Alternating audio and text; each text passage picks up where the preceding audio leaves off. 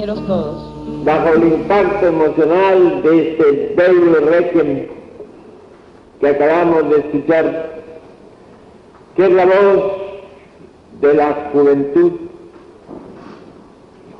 de la esperanza del partido, podemos decir, como el 8 de diciembre de 1931, que este no es un día triste para nosotros. Es conmemoración, recuerdo, tributo, pero es sin duda día de afirmación en el 41 aniversario de esa epopeya inicial de nuestro gran partido. Claro que en un día como hoy, y con una forma tan nueva y tan hermosa de rememorarlo, se avivan los recuerdos y se encienden las nostalgias. Y volvemos a pensar en la épica trayectoria del Partido Aprista Peruano, toda marcada por el paso sacrificado y triunfante siempre de una juventud que supo renovarse y que ha marcado así, con su supervivencia, la vitalidad siempre juvenil de nuestro gran partido. Jóvenes fuimos los iniciadores de este movimiento y jóvenes hemos permanecido quienes somos todavía los supérfices de su fase inicial. El aprismo trae ese emblema y trae esa gloria de haber significado el despertar de una generación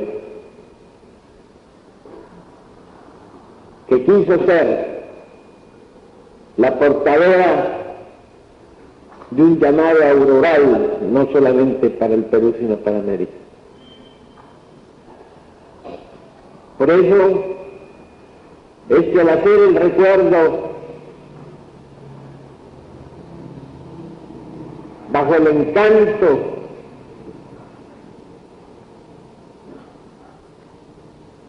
del orgullo que nos da desde la perspectiva de casi medio siglo,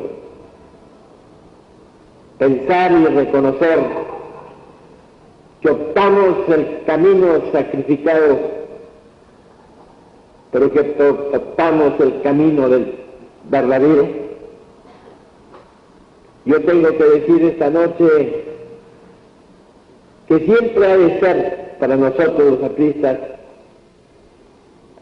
la épica del 7 de julio, motivo de orgullo y motivo casi como un guión de vida para el futuro de cualquier movimiento de justicia que se inicie en este país. Mientras escuchaba la música esta noche, he pensado y ha rendido en la memoria tanta gente, tanto esfuerzo, tanto canto y tanto dolor, todo unido en una epopeya de lucha, de mística y de seguridad en que en algún futuro próximo o lejano se cumplirían los anhelos de justicia que inspiró nuestro movimiento.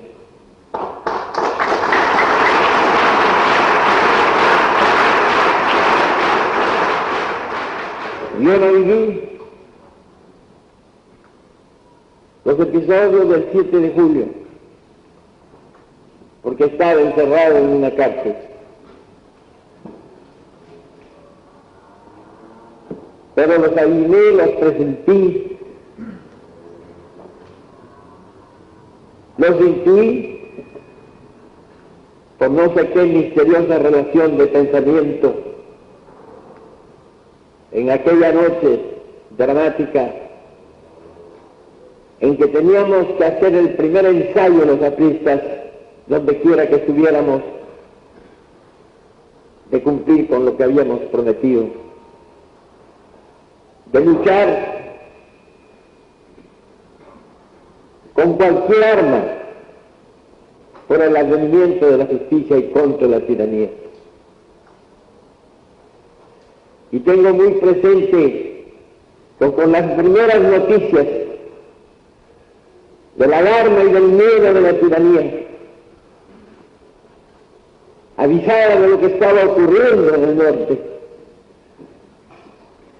los muros y las rejas de la penitenciaría de Lima tuvieron como un contagio de estremecimiento.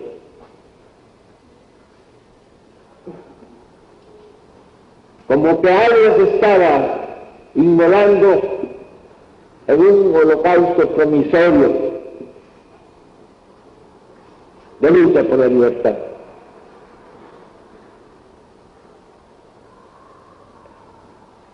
Y yo recuerdo que en aquellos días saciados, en los que la aparente derrota nos llevaba a confirmar que algo nos imponía esa inmolación, con la seguridad de que la sangre que iba haciéndose semilla no sería inútil, sino que alcanzaría una fecundación futura y real. Yo recuerdo que en aquellos días,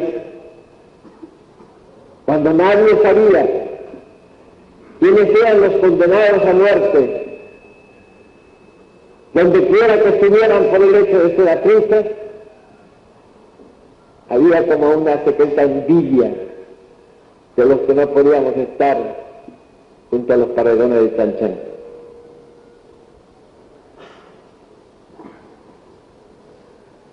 El caso de Trujillo, como el caso de Huaraz, o el caso de Cajamarca,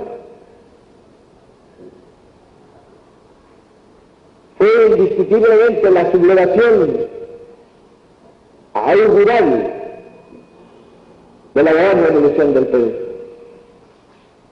Fue la comprobación de que luchar por la justicia, contra la incomprensión, contra la ignorancia, contra la concupiscencia, contra la bestialidad,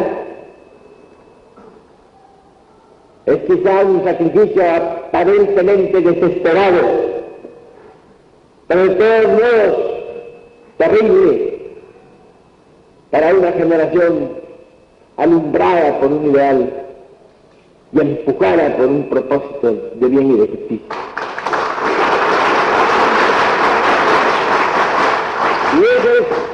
Y ese fue el signo glorioso de nuestro movimiento. La juventud, la auténtica juventud, vive siempre en trance de heroísmo, como dijo el manifiesto glorioso también de la Reforma Universitaria de Córdoba del año 18. Y nosotros teníamos ese afán, ese sincero y auténtico juvenil afán de vivir en trance de heroísmo, de darlo todo en el sacrificio por esos ideales que habíamos voceado tanto en nuestros discursos, que se habían exaltado tanto en las voces multitudinarias de nuestras manifestaciones, pero que querían una comprobación viva, auténtica, estampada en la sangre de la verdadera lucha. Y eso fue el primer gran ensayo de la revolución de Trujillo. cuando nosotros habíamos anticipado que llegar a la conciencia del pueblo era nuestro verdadero propósito, pero que si a ello se oponía la estupidez, la estulticia, la incomprensión, el odio y el prejuicio, nosotros teníamos que enseñarles también que en ese campo podíamos ganarles la lucha y darles una lección.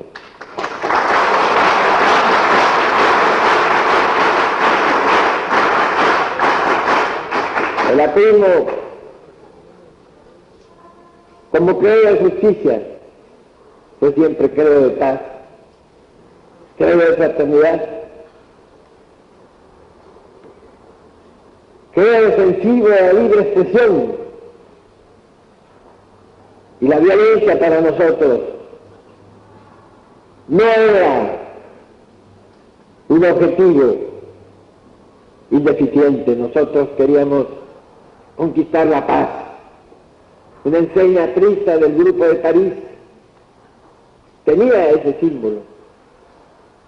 Llevar a esa emblemática, conquistar vuestra paz. Quizá algún coleccionista de los recuerdos primeros del APRA haya visto esta estampa en el que aparecía un efebo fuerte, quebrando la espada del imperialismo, pero con el lema aprista de entonces, 1926, aprista, conquistad vuestra paz.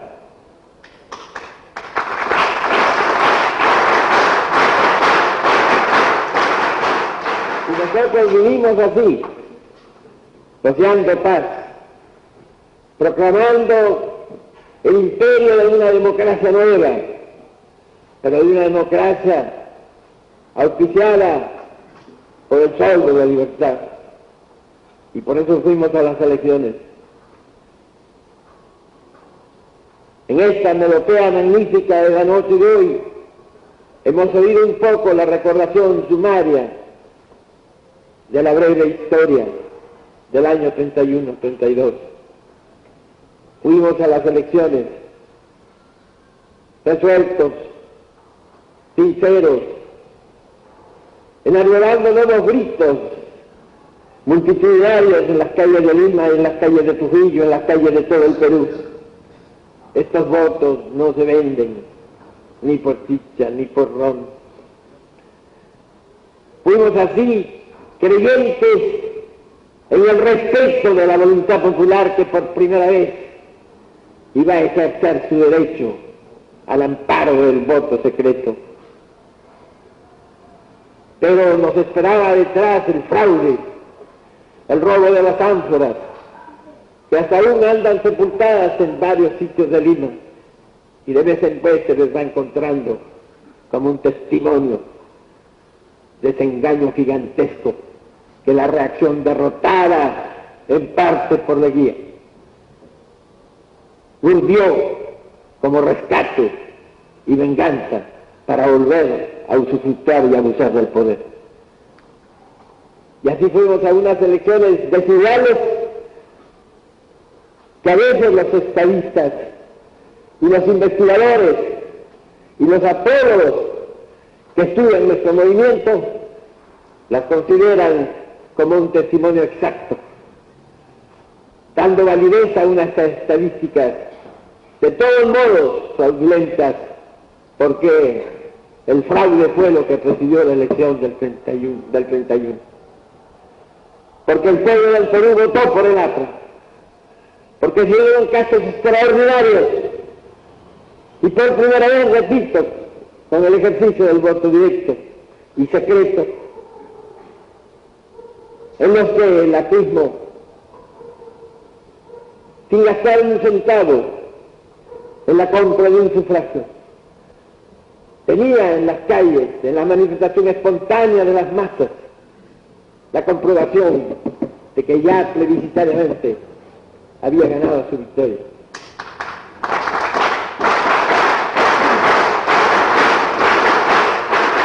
No puedo olvidar cuando se ha dicho que solo el norte votó por el APRA, lo que ocurrió en Iquitos, donde nunca se había visto llegar a un candidato a la presidencia de la República, y donde el candidato opositor solo sacó un número de votos que creo que no llegaban a 10. Yo no puedo olvidar las manifestaciones espontáneas y verdaderamente clamorosas de todos los lugares del Perú que yo visité.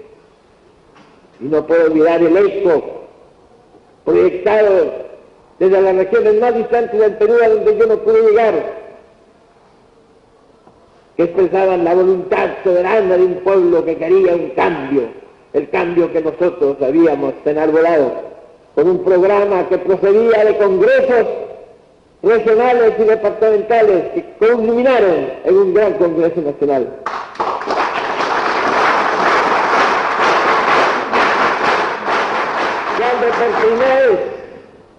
Cuando por primera vez un candidato no había dado el programa, él mismo, sino lo había recibido de las masas, y lo había recibido de asambleas departamentales y de una asamblea congresal nacional, sin estar presente. Cuando la labor en equipo y el esfuerzo en conjunto y la cooperación auténtica se manifestaron funcionalmente con una espontaneidad que daba grata perspectiva a la posibilidad de una democracia auténtica en el Perú. Así fuimos a las elecciones. Cuando para cada mitin había que pagar porque el partido no tenía fondos. Cuando por primera vez 40.000 personas se reunieron en la Plaza de Toros y pagaron 30 centavos por persona para entrar, y 10.000 se quedaron fuera porque ya no cabían en la plaza.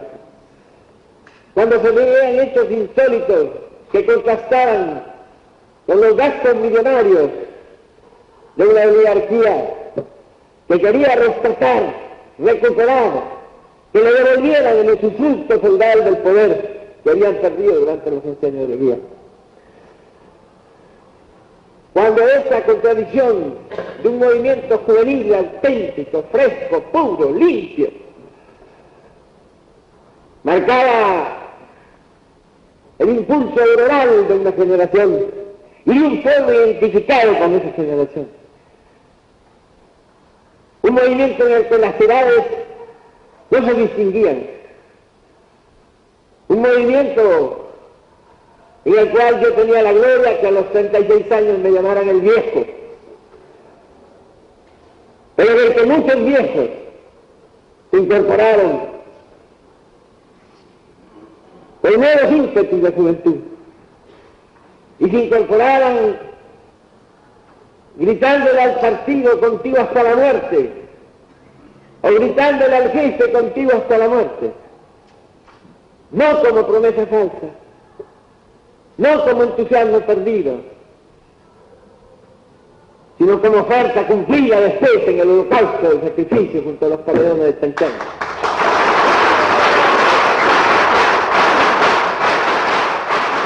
Cuando el pueblo peruano, ante el estupor del desencanto, ante la noticia de que las elecciones que él sentía que había ganado resultaban tardías en el cómputo artificioso y falaz de los escrutinios inventados, se vio en una rebeldía que cundió en todas las almas y en todos los corazones bien puestos de este país. Más todavía, cuando un exiguo minoría de diputados apristas fue admitida al Congreso Constituyente, 27. Más todavía, cuando los primeros actos del gobierno triunfante fueron actos de hostilidad, de violencia, de masacre. La revolución de Trujillo fue el resultado de una agresión constante, personal, dura e infame.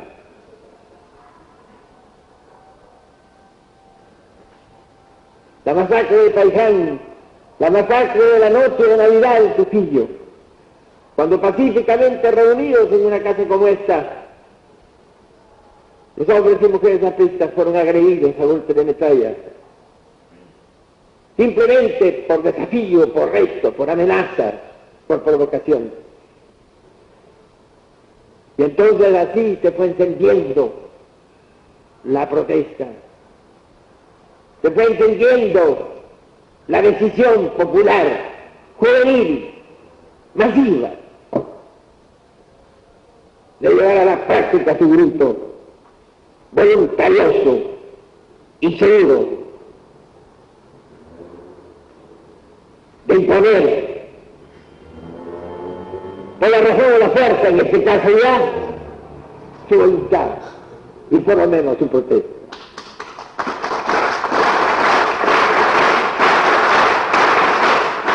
Pero entonces vinieron, compañeros, las famosas leyes represivas como primeros actos del Congreso Constituyente en enero de 1932, la famosa ley de emergencia que subsistió durante años hasta 1945, que condenó todos los atropellos, que encubrió todos los abusos y que revistió de legalidad todos los asesinatos. Entonces, vino la heroica lucha de esa minoría parlamentaria aprista, mártires también, falange brillantísima, de muchachos en sus 20 años, que fueron defendiendo allí con un nuevo mensaje de una oratoria viva y sentida y peleada, que daba a su elocuencia un carácter nuevo de autenticidad y de vigor. Esa oposición, cuyas victorias es bueno recordar. En el Congreso Constituyente, las masas pagadas por el gobierno, con el mismo estilo de mercenarismo y de tráfico, de trata de manifestantes, historia aprista. Pero se daba el caso fenomenal y verdaderamente interesante de que los lunes chiflaban, los martes escuchaban, los miércoles se quedaban callados y los jueves y los viernes aplaudían y llevaban a la fe. Ante esa realidad, ¿qué hacer con una minoría parlamentaria que tenía ese poder y esa atracción y ese magnetismo? No había más que en el seno del propio Congreso, en la casa del Parlamento, apresarlos, reducirlos y expulsarlos y desterrarlos del país. Así se consumó a principios de febrero. Una semana después de la muerte de Díaz, a quien sus enemigos asesinaron cobardemente en una clínica para no oír lo que Leguía podía decirles y revelarles y recordarles. Leguía, nuestro adversario, Leguía que nos había desterrado,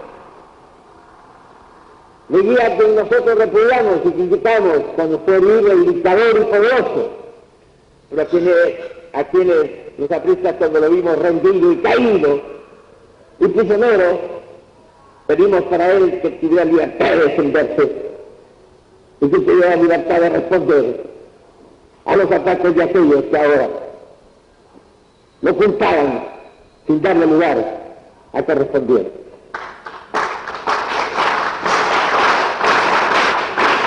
Y entonces, compañeros, se produjo el hecho monstruoso de la prisión en la propia casa del Parlamento, de la minoría parlamentaria crista, y su expulsión del país, dando así posibilidad de continuar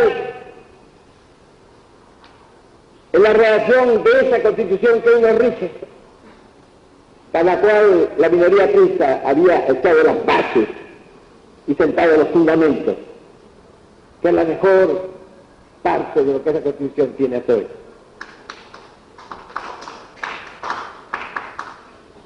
¿Qué había que hacer? La desesperación llevó a los artistas de Lima a actos individuales. Y vino el atentado de Miraflores, y vino el ensañamiento contra un muchacho de 17 años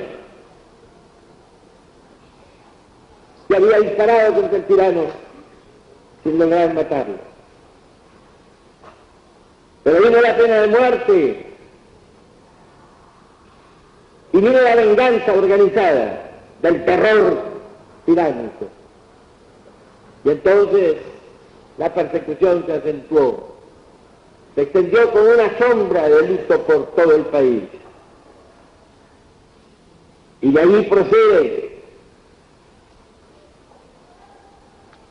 la necesidad que tuve yo en febrero de 1932, ya desde la clandestinidad, de dirigir el manifiesto que todos ustedes conocen, desde el refugio en que me encontraba. Manifiesto que de los documentos, de los pocos documentos de los cuales yo puedo sentirme verdaderamente orgulloso,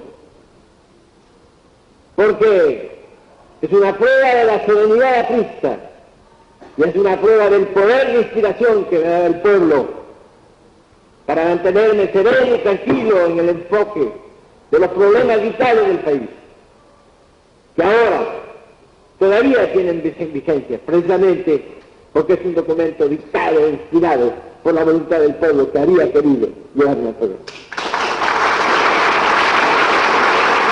Pero vino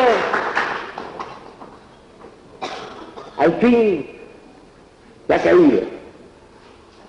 Fui hecho prisionero de una fecha que aquí se ha recordado hoy con música. Y entonces la respuesta inmediata fue la sublevación de la marinería del crucero boloñés. Y el epílogo consiguiente fue el fusilamiento de los 8 marineros, entre los cuales había un muchacho viejo, que solo tenía 16 años. Ya la sangre comenzó a derramarse abundantemente en el escenario del Perú. Desde mis rejas, o tras de mis rejas, yo sentía que el país estaba más que nunca con el partido y conmigo. Y presentía un estallido, quizá prematuro, quizá desesperado. Podría ser el total, yo le pido, de esta situación de violencia. Fue así. Quienes hayan leído el libro El año de la barbarie, escrito por un autor no aprista, pero que evidentemente refleja mucho, en gran parte, la autenticidad del movimiento y de sus orígenes, podrán percibir de la lectura directa de la interlínea lo que significa para nosotros el hecho de la reducción de Trujillo, que debió haber estallado a raíz del fraude en diciembre, y que por circunstancias que todos conocen y que se reflejan bien y se detallan en el libro, fue aplazado. Es cierto que un miembro de la Junta de Gobierno que tomó el poder a la caída de Leguía, el comandante Jiménez, había adherido a nuestro plan de rescatar para el Perú las libertades y la institucionalidad constitucional. Pero el comandante Jiménez se atoró un poco en su viaje a Trujillo y fue por eso que el movimiento estalló, quizá adelantándose, porque no podía tampoco aplazarse, circunstancias que solo conocen los hombres que confrontan realidades y hechos dentro de esta compleja estrategia de las conspiraciones y los movimientos de resistencia. Y fue por eso que estalló la revolución en un día como hoy. Pero estalló sobre las bases populares de una juventud y de un pueblo que tenían la voluntad de actuar y que no solamente mantenían su propósito, su fe, su decisión,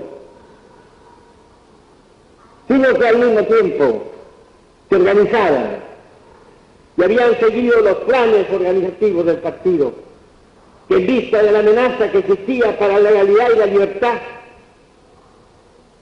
habían organizado por primera vez los movimientos de defensa y las organizaciones populares, que significaban para nosotros la única esperanza de resistir al abuso y al terror. Ahí surgieron ya los heroicos dorados, que fueron la vanguardia juvenil, popular, con más obreros que estudiantes, que estuvieron conmigo, y de los cuales el 60% fue ejecutado. De ahí surgieron los grupos de los trabajadores manuales, los tigres del Areo, las heroicas fuerzas obreras juveniles de Cartago, de Casagrande, de Tintuco, de Chiquitoyo, de Chicana y de un poquito más al norte. Cuando se confundía el obrero con el estudiante, en un propósito y en una fe que iba a culminar en la lucha verdadera y en el sacrificio probatorio. Esta noche he oído la mención de un nombre, Fidel León, pasado los 70 años,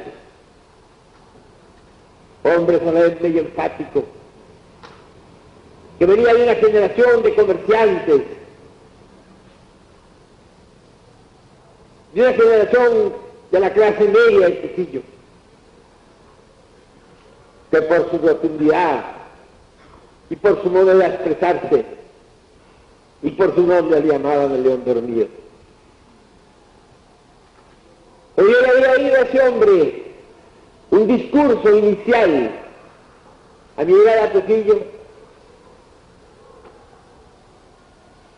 cuando en una gran fiesta juvenil él tomó la palabra y en medio de las sonrisas fraternas pero infaltables ante un hombre de su edad y de su solemnidad y de su forma retórica de expresarse, fueron el comentario indispensable de su primera locución, cuando él dijo solemnes palabras, que para muchos parecieron disonantes o para otros alardosas, pero en este caso significaban para mí, por no sé qué presentimiento, el anuncio de que ese hombre estaba hablando con una rara elocuencia que venía de muy hondo en su alma y que tenía algo así, como de un son profético por su espíritu. Y entonces, en aquella reunión les dijo a los más jóvenes: soy un hombre que ha pasado los 70 años, estoy baldado y me es difícil caminar. Por eso me arrastro un poco detrás de las manifestaciones juveniles que con toda agilidad cruzan las calles y saludan a nuestro compañero Jesús. Pero quiero decirles que la invalidez física no será obstáculo para que yo me dispute con ellos la gloria del sacrificio, si es necesario el sacrificio.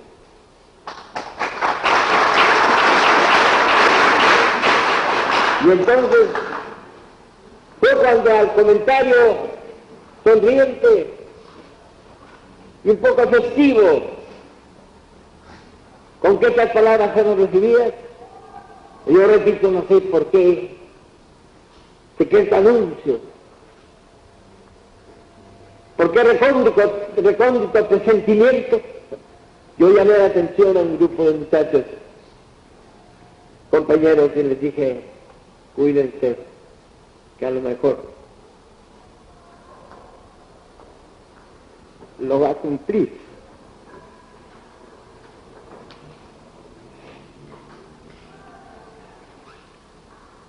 Y fue así. En la hora de los fusilamientos, Fidel León es el héroe representativo del viejo joven, que frente al pelotón del fusilamiento, porque me lo contó uno de los soldados de la Guardia Republicana que tomó parte en la ejecución, tuvo una disputa con un muchacho que entre los 15 y los 16 años se había mantenido en lo alto de un árbol, nombre anónimo para muchos, reteniendo con su fusil y su tiro certero en el extremo de la calle de Gamarra y al costado del seminario del colegio Enrique de Duque, a toda una compañía de las fuerzas del general Ruiz Bravo, con su tiro constante, que por el frecuente y el repetido repercutir de los disparos ya le había roto un poco los tímpanos y tenía los oídos sangrantes, razón por la cual este muchacho cayó casi exánime de fatiga, fue tomado, llevado al proceso, a esos procesos nocturnos y enviado a Tonchán para ser fusilado justamente en el puesto inmediatamente próximo al viejo Fidel León. Y aquí viene la disputa que para mí es simbólica, la disputa entre el hombre que había pasado los 70 años y el chico que se asomaba a los 16. Cuando el viejo Fidel León, baldado y estropeado por la tortura, nota que el chico tiembla y le dice con su lenguaje solemne y su tono rotundo: ¿tiemblas?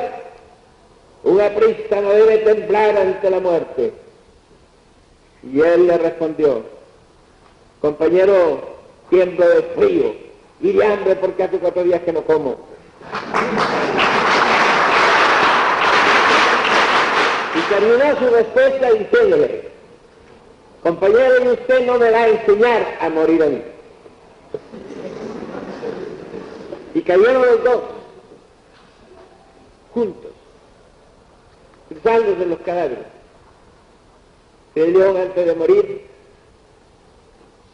había dicho un breve discurso. Verdugos uniformados apuntaron en ese momento: déjenme decir, viva el APRA y viva el compañero jefe.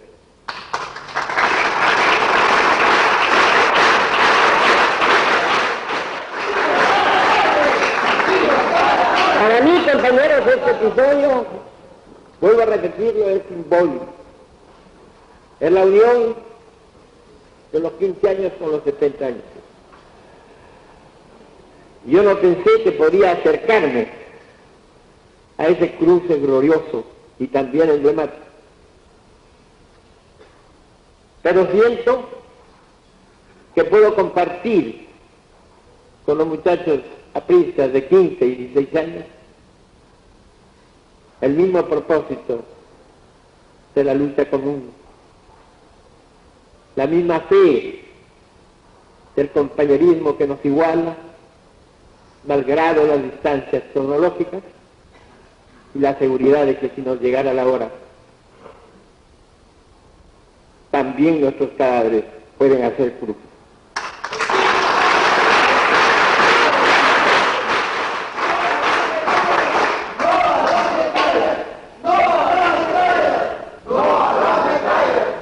Por eso, compañeros, nosotros tenemos que recoger de la lección gloriosa del 7 de julio, y se lo digo a la juventud especialmente,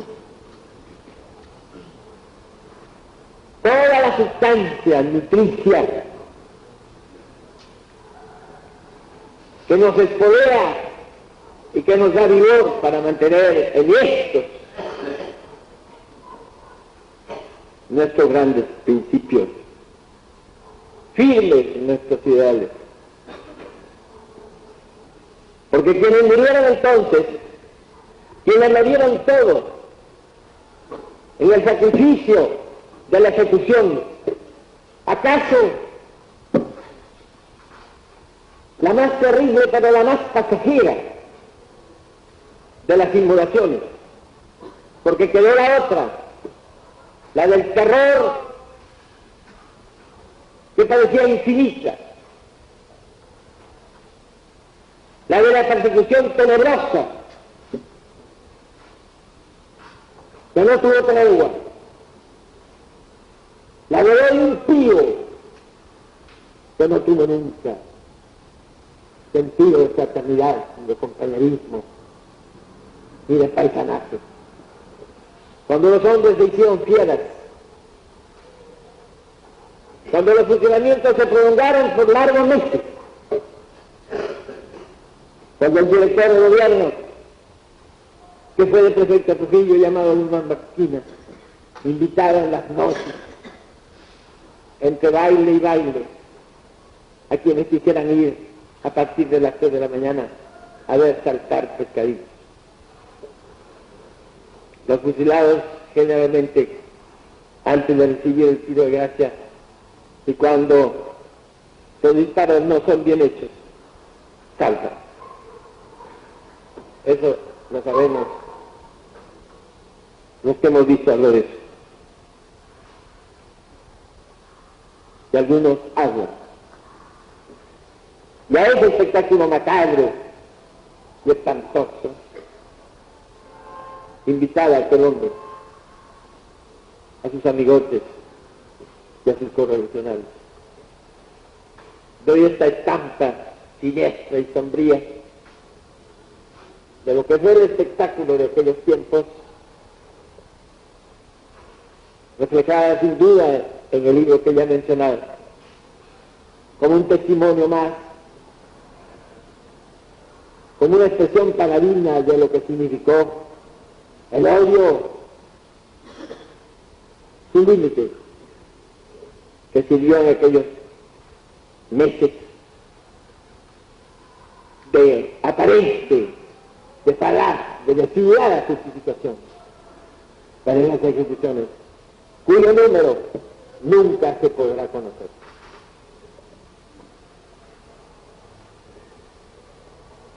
El libro que menciono se equivoca en lo que se refiere a la cifra de las víctimas. Claro que no se puede comprobar, pero todavía yo pude ver en noviembre de 1933 lo que constituye el episodio terminal Y el espectáculo realmente espeluznante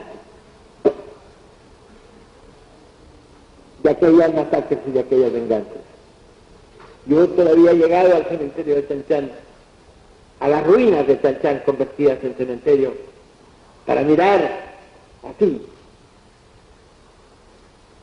en un panorama que se perdía en la extensión de las ruinas mismas, plantar los huesos, brillar los cráneos, asomar los cuerpos vestidos, y lo que es peor, los esqueletos de los heridos que fueron sacados del hospital de Belén, que mantenían con la carne tardía sus camisas o sus pijamas, pero conservaban sus algodones y sus vendas, porque habían sido sacados después de haber sido heridas en la lucha. Y por eso pude ver los residuos tremendos pero reveladores de lo que fue la crueldad llevada a sus más terribles extremos, y el número de la masacre. Yo me acuerdo que cuando yo era niño, unos exploradores y arqueólogos europeos vinieron a comprobar cómo se había realizado la batalla final entre los súbditos y los soldados del Gran Chimú y los invasores del emperador Pachacútec. Una de las más duras luchas que tuvo el imperio de los incas para extender la dimensión de su territorio. Y entonces, estos arqueólogos, mi padre me llevó a acompañarlos, enseñaban cómo había que distinguir los cráneos de los quechas, los cráneos de los cusqueños, de los cráneos de los timuncios, los mochicas. Los de los invasores estaban aplanados por una presión que desde niños recibían con un sistema de tabletas. Los de los mochicas, los de los timuncios eran cráneos redondos. Y recuerdo cómo en esa época se acumularon en grandes sacos los cráneos y se perdió esa característica de las ruinas de Chanchán en la que brillaban y blanqueaban los cráneos de unos y otros de los contendientes en la lucha 6 veces secular que sostuvieron los soldados de Pachacútec con los defensores del reino de Chimú. En 1933 volvieron a brillar los cráneos. Yo ya adulto recordé que una guerra, que no era guerra, sino que era matanza, crueldad, ignominia y ferocidad, había reproducido el espectáculo que la reina de Chanchán ofrecía cuando yo vivía en mi infancia.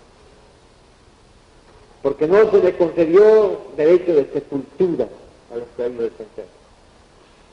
No se les concedió, sino como el rito de los persis de la India, otros sepelios que le podían rendir los gañazos. Y así fue como no solamente la crueldad y el terror de la persecución se extremó en el rigor sangriento de las masacres, sino se prolongó en la crueldad profana de no darles el derecho de un rincón en la tierra. Esto completa la narración, completa el recuerdo de toda la crueldad acumulada en la revolución del 32. Y esto lo he referido, quizá excediéndome en detalles, porque es necesario que no sea olvidado. Porque va más allá de todos los libros escritos, porque son páginas estampadas en la memoria de los que las vivieron, pero son también lecciones y advertencias para todas las generaciones que vengan voceando el aprismo como una esperanza de salvar el Perú. Yo quiero, en nombre de los veteranos y de los sobrevivientes, y en nombre de quien todavía sobreviviente de esa lucha está sufriendo ahora cárcel y prisión injusta después de un atropello que parece recordar desde 1932, y en el cual yo he sido lateralmente protagonista. Quiero agradecer el homenaje que hoy se ha tributado a todos los que directa o indirectamente fuimos protagonistas de aquella épica jornada con que alumbró el aprismo en un parto de sangre.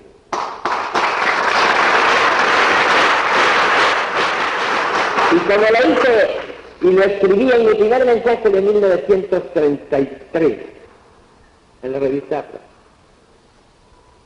al conmemorar 1934, al conmemorar el segundo aniversario de la Revolución de Trujillo, y quisiera tener las palabras textuales que aparecieron en la revista APRA para releerlas acá. Quiero decirles a los jóvenes que la conmemoración primera que pudimos hacer en la vacación democrática de 1934 de los sucesos de Trujillo o la revolución del 32 no fue una conmemoración vengativa. En nuestras palabras fue un mensaje también para los contendientes, para los soldados que se batieron por consigna y sin saber contra quién luchaban, por los soldados cusqueños que sin hablar castellano fueron traídos deliberadamente y acuartelados en Trujillo antes de la revolución, y que sabían tan poco castellano que se sacrificaron hasta el fin, cuando otros que podían hacerlo no cumplieron iguales condiciones de virilidad y de lucha. Yo quiero también un recuerdo para todos los adversarios, pero un recuerdo para esa fase, a esa facción de nuestro pueblo que representó el grupo de soldados que valerosamente luchó contra los nuestros. Luchó con el grito de APRA perro, porque había una distancia cultural, una distancia de algunos siglos entre la ignorancia y lo que se sabe, entre aquellos pobres que todavía no habían recibido la luz que les iluminaba sus conciencias ensombrecidas y que creían que con luchar contra el APRA era luchar contra perros. Porque ese criterio y ese concepto fue el que en realidad significaba la forma de creer, de pensar y de juzgar que tenían otros, conscientes, alfabetos, que sabían leer y escribir, y que sin embargo nos llamaban perros, porque para ellos, quienes no son de su clase, de su oligarquía y de su interés, son efectivamente perros.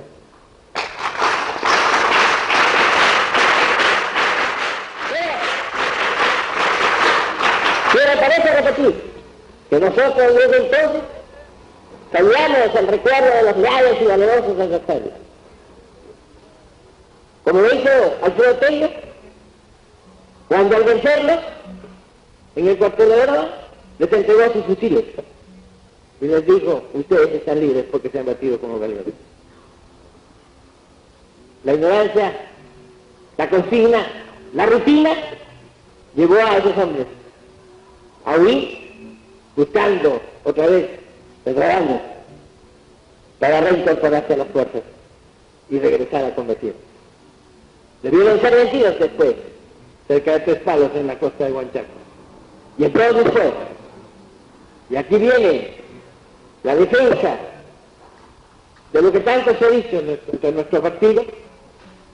Entonces vino la reacción de aquellos hombres, de los que pudieron darse cuenta de lo que había ocurrido. Cuando después de vencidos en la costa de Huanchaco, ellos pudieron decirles: nosotros les entregamos sus fusiles porque ustedes se batieron como valientes, pero ustedes han querido regresarse y agruparse contra nosotros. Pero tenemos que hacerles recordar que ustedes han peleado solos.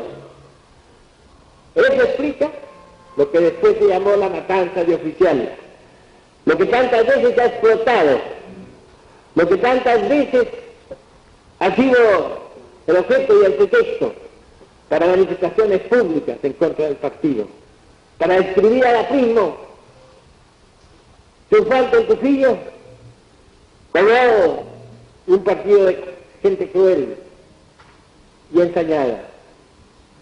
La revolución había triunfado y el único diario del pariente del tirano Santecerro existía en Trujillo, el diario de la Industria. Y la revolución triunfante jamás atacó ese diario. Dueño de Trujillo,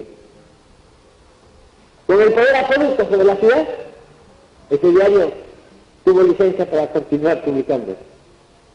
Ninguna iglesia, ningún negocio fue atropellado. No hubo un solo robo y un solo exceso. No hubo una sola manifestación brutal de victoria. No hubo jarana. La revolución de Trujillo fue celebrada en su victoria, quizás con una música comparable a la que hoy hemos escuchado. Y entonces, en venganza muy primitiva, estos grupos que se sintieron traicionados por sus jefes de oficial fueron los autores de la llamada masacre de Trujillo. Que en defensa del testimonio, que es la defensa de nuestro partido. Nosotros no hemos sido, no somos ni seremos criminales.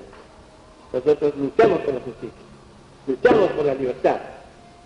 Estamos listos a morir como murieron los mártires de Chanchana.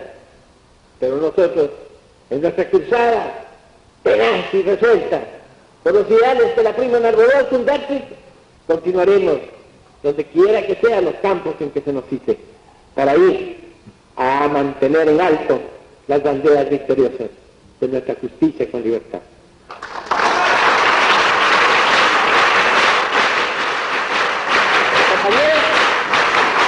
Compañeros de la Convención Universitaria Apista, yo he hablado esta noche como en un quehacer inesperado, porque no sabía que tenía que hacerlo. Lo he hecho con la espontaneidad, con la sinceridad, con la emoción, con el profundo sentimiento que me han inspirado este acto tan importante, tan significativo, que es como un nuevo glorioso sepelio de nuestros mártires, de nuestros mártires inmortales, de nuestros mártires que deben ser para nosotros ejemplo, paradigma, guión y designio. Yo quiero decirles a ustedes que en las jornadas de esta 14 convención que ustedes están celebrando, miren siempre como una luz que nos alumbra, como una estrella que nos guía, la memoria gloriosa de quienes no solamente dieron su vida en las paredones de Chanchán, sino de los que a través de tantos años han sido fieles y leales y consecuentes a la gloriosa estela, a la firme trayectoria y a la segura esperanza de la pluma victoriosa.